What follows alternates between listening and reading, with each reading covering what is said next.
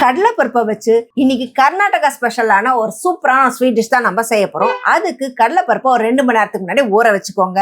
ஊறின கடலைப்பருப்பை நல்லா கழுவிட்டு குக்கர்ல சேர்த்துக்கோங்க. 1 கப் கடலைப்பருப்புக்கு 2 கப் தண்ணி சேர்த்து கொஞ்சமா சால்ட் ஆட் பண்ணி இது நல்லா கொலைய வேக வச்சலாம். இது வேகிற கேப்ல ஒரு பக்கம் பேன் வச்சு 1 கப் கடலைப்பருப்புக்கு 1.5 கப் வெல்லம் சேர்த்து நல்லா கரைச்சி எடுத்து கொதிச்ச வெள்ளைப்பாக இந்த மாதிரி சன்னி வச்சு ஒரு அகலமான பாத்திரத்துல ஃபில்டர் பண்ணி எடுத்துக்கலாங்க.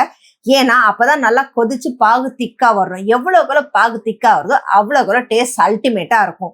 நல்லா இந்த மாதிரி கொதிச்சு வர இந்த சமயத்துல நம்ம வேக வச்சிருந்த கடலைப்பருப்பையும் தண்ணி வடிச்சு இது கூட சேர்த்துக்கலாம். கடலைப்பருப்பு அந்த பாகு வெள்ளத்துல நல்லா மசிஞ்சு ஒண்ணு சேர திரண்டு வரணுங்க.